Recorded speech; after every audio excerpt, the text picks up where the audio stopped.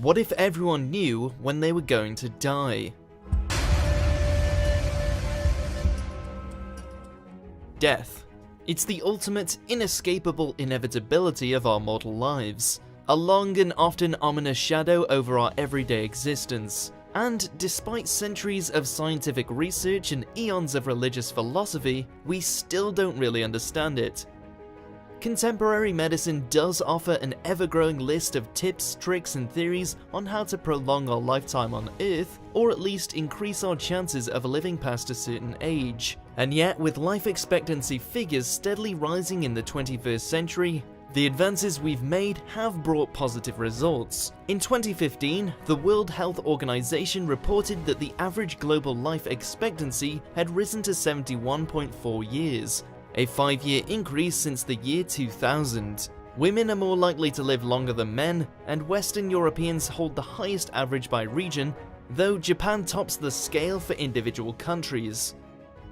But the sweeping statistics still offer little insight on a case-by-case, life-by-life basis, so saying exactly when a certain person will die is still impossible. Even when a patient is suffering from a terminal illness, the prognosis includes only an estimation on the time they're likely to have left. And according to a review by University College London published in 2016, those predictions often prove inaccurate by as much as 93 days, while research published in the BMJ, formerly known as British Medical Journal, in 2003 found that predictions were correct to within a week only 25% of the time.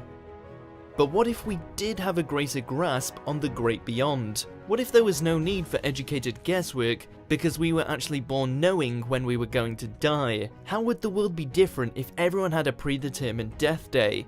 Of course, this thought experiment requires a couple of crucial criteria points to be put in place. First off, our hypothetical humans know when they're going to die, and they're unavoidably aware of it throughout their entire lives, like an inherited memory. But they don't know how it will happen, and they're not immortal until their death day arrives. You can still be killed by unforeseen situations like a car accident or become a victim of a violent crime before your death is due, but illness or old age will not cause you to expire early. Essentially, your death day reflects your maximum stay within your own body, but you're not guaranteed a full term. Life carries on as normal, except everyone knows precisely how long they hope to have left.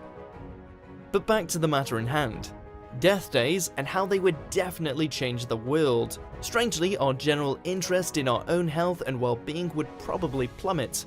If everyone's marked to meet their maker at a pre-planned time and date, there'd be no need to worry over every little ache and pain because you know it's not going to kill you. Unless your death day's in a couple of weeks, in which case it will, but you can't do anything about it anyway. Diet trends and fitness fads would be forced to focus solely on the social and psychological benefits of sport and healthy eating, because the physical gains would never seem quite as important if death is a fixed point. But for as long as we can eat what we want without it affecting our lifespan, we're likely to kick the kale and pile on the pizza.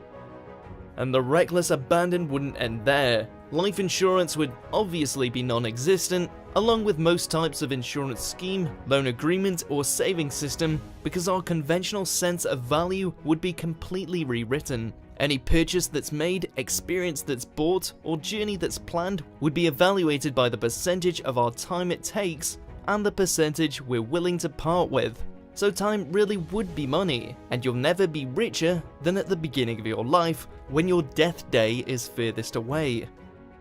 Ultimately, entire class systems could be built on death days, as those with similar lifespans would group or be grouped together. Application forms would include a box labeled date of death, with people at least partly assessed based on the time they have left. Death day prejudice would probably influence all aspects of society, with job opportunities, housing options, school education, and retirement plans all shaped by the state of your body clock. And this isn't a wealth that can be shared around either, and it would be impossible to improve your status. So once your funds are low, there's no going back. But it's not necessarily all doom and gloom. If death days became a fact of life, then goods and services would inevitably be tailored to specific stages of that life. So travel companies might offer stage-specific vacations for those with 20 years left to live, 5 or just 1. Or supermarkets might taper promos so that anyone within their last weeks has the widest choice available. And although a long-term career would be off the cards, the days leading up to your death day could become a kind of constant celebration. Given that everyone has been innately and specifically aware of their own impermanence since their very first breath, there are zero surprises, which could lead to greater acceptance of death and certainly much more prior planning for the big day. At the very least, there'd be a Facebook notification inviting all your friends to send over their regards, and many of them would probably be approaching their death days too, given how society could shape itself. However, it's difficult to imagine that the psychological shift would be all for the better, if at all. In real life, humans have a tried and tested tendency to believe they're invincible, even though they're obviously not. Take that away, and the death day could easily become an obsession, so that dying becomes the point of living. In the same way as it could and probably would shape our standard living, it would also rule over every relationship we ever try to make. Take dating. With death dates in play, looking for love becomes a morbid game of strategy, largely directed by how close each party is to dying and whether each can get what they want from the other, knowing the timescale they have to work within. Again, there'd likely be a tendency to pick partners with similar death days or even identical dates, but that's before the prospect of building a family confuses the issue even more.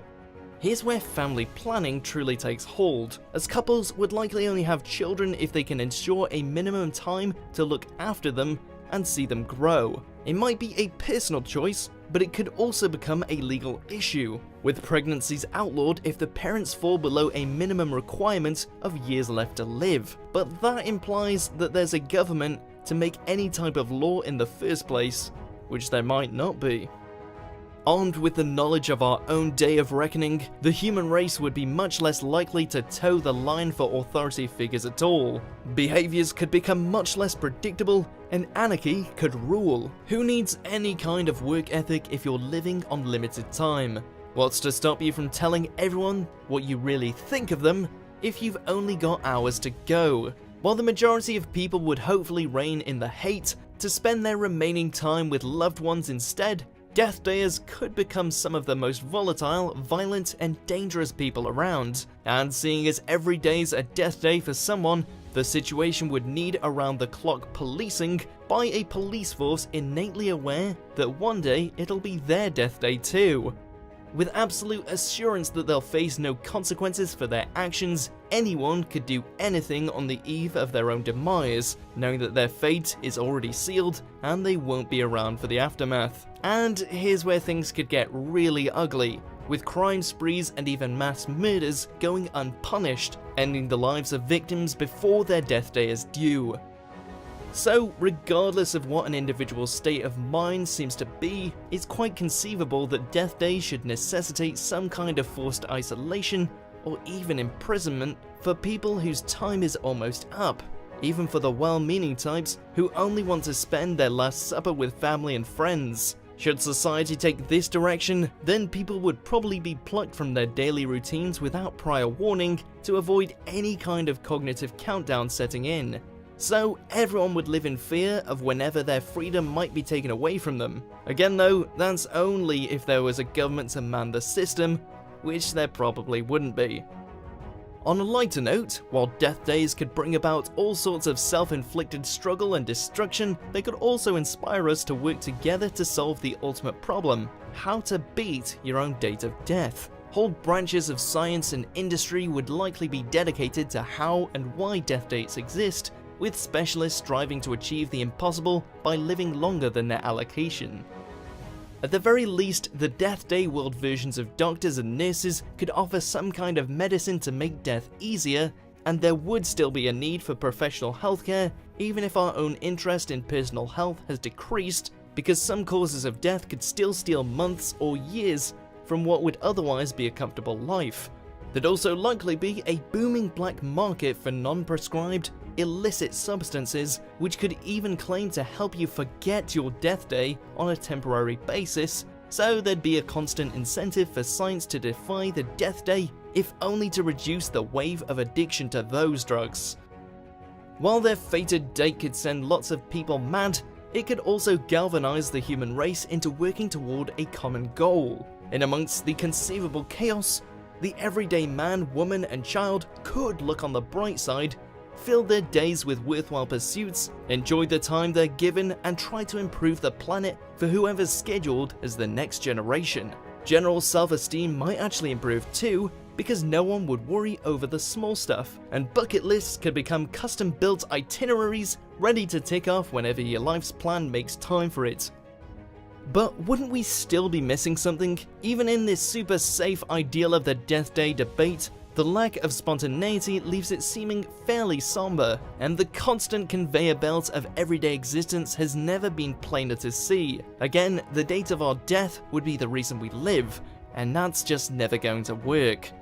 So if there's a happy medium between constant panic and pointless planning, then death days could provide an unprecedented and universal sense of structure. But in all likelihood, knowing when you and everyone else were going to die would probably derail the human race beyond all recognition.